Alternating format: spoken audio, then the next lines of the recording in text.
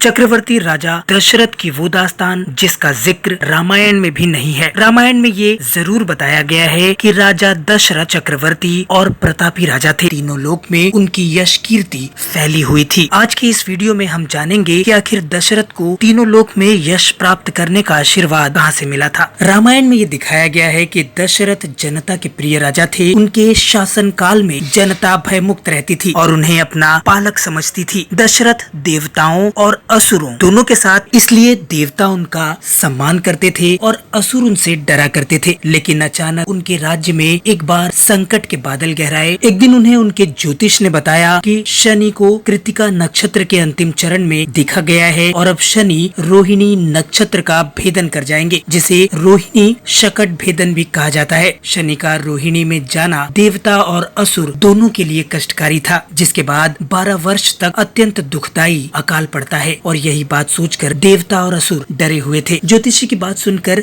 राजा दशरथ भी व्याकुल हो उठे और राजा दशरथ ने तुरंत इस संकट से जनता, देवता और असुरों को उबारने का निश्चय किया और वो शीघ्र ही ऋषि वशिष्ठ के पास जा पहुँचे। तब ऋषि वशिष्ठ ने उन्हें बताया कि इसके लिए उन्हें शनिदेव से युद्ध करना होगा। वशिष्ठ के वचन सुनकर राजा सोचने लगे कि ये करना किस तरह से उचित होगा। उन्होंने बाद में ये तय किया कि अगर वो ऐसा नहीं करते हैं तो उन्हें कायर कहा जाएगा। जिसके बाद दशरथ ने दिव्य आयुधों से युक्त होकर अपने रथ को तेज गति से चलाते हुए चंद्रमा से भी 3 लाख योजन ऊपर नक्षत्र मंडल में पहुंच गए। जब शनिदेव रोहिणी नक्षत्र में प्रवेश करने वाले थे, उस समय दशरथ धनुष पर बाण खींचकर शनिदेव के सामने डटकर खड़े हो गए। अपने सामने देव और असुरों के संहारक दशरथ को खड़ा देख शनिदेव थोड़ा डर गए और हंसते हुए राजा से कहा, राजन, तुम्हारे जैसा पुरुषार्थ मैंने किसी में नहीं देखा, क्योंकि देवता, असुर, मनुष्य, सिद्ध, विद्याधर और सर्प जाति के जीव मेरे देखने मात्र से भयभीत हो जाते हैं, लेकिन तुम मेरे सामने डट कर खड़े हो। मैं तुम्हारे पुरुषार्थ से अत्यंत प्रसन्न हूँ। हे रघुनंदन, जो तुम्हारी इच्छा है वर मांग लो। तब राजा दशरथ ने वर मांगा कि जब तक नदियाँ, सागर, चंद्रमा, सूर्य और पृथ्वी संसार में हैं, तब तक आप रोहिणी में शकट भेदन नहीं करेंगे। दशरथ ने ये वर मांगा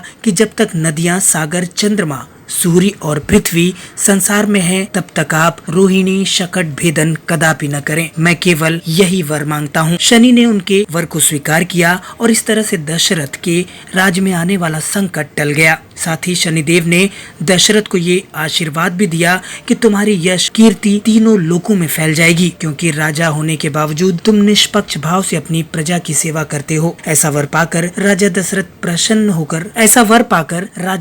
प्रसन्न होकर सरस्वती देवी की वंदना करते हुए, गणेश का ध्यान करते हुए, शनि की स्तुति करते हुए वहाँ से चले गए। तो ये थी शनिदेव और दशरथ के बीच की वो दास्तान जिसका जिक्र रामायण में भी नहीं है। उम्मीद है कि ये जानकारी आपको पसंद आएगी।